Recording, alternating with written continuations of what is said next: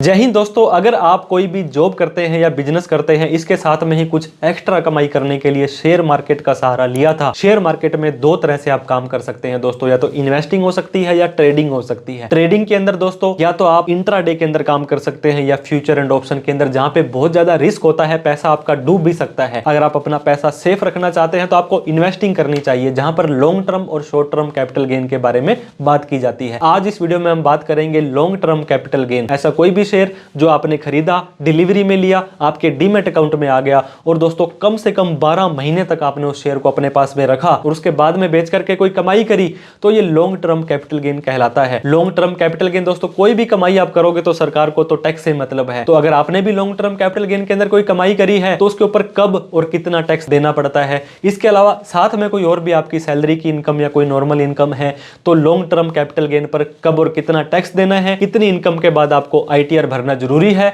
जान लेते हैं। तो दोस्तों शेयर मार्केट के अंदर अगर आप भी इन्वेस्टमेंट करते हैं और वहां से किसी भी तरह का लॉन्ग टर्म कैपिटल गेन कमाते हैं, आप लोगों को पता होगा किसी भी शेयर को 12 महीने से ज्यादा रख करके बेचने पर लॉन्ग टर्म कैपिटल गेन होता है। तो 2026 के अंदर कब और कितना आपको tax long term capital gain पर देना पड़ेगा। सबसे पहले हम बात करें दोस्तों, अर्निंग मनी इज हार्ड। आज की तारीख में दोस्तों पैसा कमाना बहुत हार्ड है, और अगर आपने कमा लिया है तो उस पैसे को सेव करना, बचाना उससे भी ज्यादा हार्ड है, और बच भी गया है तो उसको प्रॉपर सही तरीके से इन्वेस्ट करना और भी ज्यादा हार्ड है। तो दोस्तों आपकी हार्ड अर्न मनी को आपको टैक्स की प्लानिंग होनी चाहिए, ताकि आपको पूरे के पूरे कानून रूल का पता होना चाहिए, इन फ्यूचर में कोई भी प्रॉब्लम ना आए। आपका 2026 साल तो स्टार्ट हो चुका है, ये 1 जनवरी 2026 से स्टार्ट हुआ है, जिसे कि कैलेंडर ईयर बोला जाता है। लेकिन इनकम टैक्स या किसी भी तरह का कोई जो डिपार्टमेंट होता है दोस्तों, ये फाइनेंशियल ईयर वाइज चलते हैं, यानी कि वित्तीय वर्ष 1 अप्रैल 2025 से लेकर के 31/3/2026 में जो भी आप कमाई करेंगे, ये फाइनेंशियल ईयर 25-26 कहलाएगा। इसका असेसमेंट ईयर 26-27 होता है, और अप्रैल से लेकर ही आपको आईटीआर फाइलिंग स्टार्ट हो जाती है। 31 जुलाई तक आईटीआर भरनी होती है, नहीं भर पाते हैं तो 31 दिसंबर तक बिलेटेड आईटीआर भर सकते हैं। तो इनकम टैक्स का जो भी आपको लिमिट्स देखनी है, रूल देखने हैं, ये दोस्तों फाइनेंशियल ईयर वाइज देखने होते हैं। तो दोस्तों शेयर मार्केट के अंदर आप long term capital gain, short term capital gain, intraday, future and option, dividend, hedging, IPO और भी काफी तरह की कमाई यहाँ पे कर सकते हैं। तो लेकिन आज हम स्पेशली बात करेंगे लॉन्ग टर्म कैपिटल गेन, जिसे कि प्यार से LTCG बोला जाता है। किसी भी शेयर को डिलीवरी में लिया और 12 महीने तक आपने अपने पास में रखा और उसके बाद में उसको बेच दिया, जो भी कमाई होगी वो दोस्तों आपको टैक्स देना पड़ेगा, क्योंकि आपको इनकम के ऊपर टैक्स देना होता है। अनफॉर्चुनेटली दोस्तों आपको लॉस हो गया तो टेंशन मत लीजिए, कोई आपको यहाँ पे नुकसान नहीं होगा। लॉस हो गया और प्रॉपर आईटीआर में उस लॉस को दिखा दोगे तो दोस्तों आगे के 8 सालों तक आप उस लॉस को कैरी फॉरवर्ड कर पाएंगे। मान लीजिए इस बार आपको 20 लाख रुपए का loss long term capital gain में हो गया और अगली बार आपको 24 लाख रुपए का प्रॉफिट हुआ, तो सरकार कहेगी पहले इस 20 लाख को आप एडजस्ट कर लो, बाकी बचा 4 लाख रुपए। इस 4 लाख पर तो आपको हमसे वैसे भी कोई टैक्स नहीं लेना है, क्योंकि 4 लाख तक तो माफ होता है। तो आईटीआर भरना बहुत जरूरी है इसके लिए। नॉर्मल इनकम है तो स्लैब रेट के हिसाब से डिडक्शन एग्जम्पशंस भी ले सकते हैं। कोई स्पेशल इनकम है तो स्पेशल रेट के हिसाब से टैक्स देना पड़ेगा। लॉन्ग टर्म कैपिटल गेन एक स्पेशल रेट की इनकम होती है। अब टैक्स रिजीम दोस्तों आपको चूज करनी पड़ेगी। ओल्ड में जाना चाहते हैं न्यू में। ओल्ड के अंदर आपको 2.5 लाख रुपए की ही टैक्स फ्री मिलती है। 5 तरह की इनकम में कमा सकता है, सैलरी की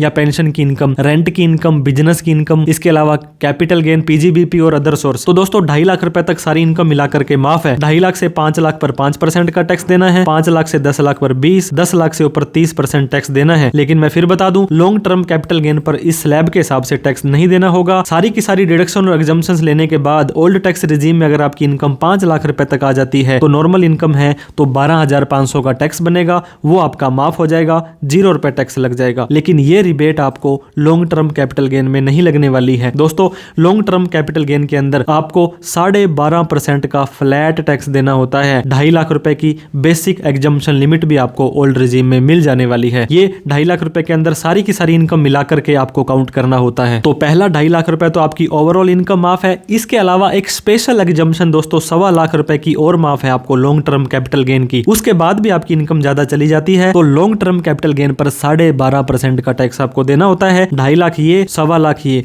3,75,000 रुपए तक कोई टैक्स नहीं है अगर आपकी long term capital gain income है, ओल्ड रेजिम में जाते हो। इससे ऊपर वाली इनकम पर 12.5% का टैक्स देना है। अब न्यू टैक्स रेजिम की बात कर लेते हैं। न्यू टैक्स रेजिम के अंदर आपने सुना होगा 12 लाख रुपए तक इनकम टैक्स फ्री है। हालांकि यहाँ पे 4 लाख के बाद ही टैक्स तो लग जाता है, लेकिन 4 लाख से 12 लाख का जो टैक्स वो 60,000 होता है। इनकम टैक्स का सेक्शन 87A बोलता है जिस व्यक्ति की इनकम 12 लाख तक है उसको हम ये माफ कर देंगे। लेकिन फिर घूम फिर के कहानी लॉन्ग टर्म कैपिटल गेन पर आ जाती है। दोस्तों लॉन्ग टर्म कैपिटल गेन एक स्पेशल रेट की इनकम है, तो यहाँ पे आपको 12.5% का टैक्स देना होता है। लेकिन ओवरऑल 4 लाख रुपए की बेसिक एग्जम्पशन लिमिट है, जो कि ओल्ड में कितनी थी, 2.5 लाख रुपए थी। तो आप 2.5 में जाएंगे या 4 में जाएंगे, आपको तो यहाँ पे 1.5 लाख रुपए का फायदा हो रहा है। तो न्यू टैक्स रेजिम में ही आपको जाना चाहिए। 4 लाख रुपए तक वैसे माफ है, और ये 1.25 लाख रुपए तो आपको सिर्फ लॉन्ग टर्म कैपिटल गेन की इनकम, चाहे लॉन्ग में जाए चाहे शॉर्ट में जाए, आपको माफ हो जाएगा। उससे ऊपर इनकम है तो 12.5% का टैक्स देना है। कहने का मतलब 4 लाख रुपए के अंदर सारी इनकम आपकी आ गई, उसके अलावा 1.25 लाख रुपए लॉन्ग टर्म कैपिटल गेन और है तो वो भी माफ हो जाएगा। 5.25 लाख रुपए तक only long term capital gain income है, आपकी माफ हो जाएगी। दोस्तों अगर आपको सैलरी, पेंशन, बिजनेस की इनकम आ रही है, अदर सोर्स की इनकम आ रही है, तो वो आपके टैक्स रिजीम के हिसाब से,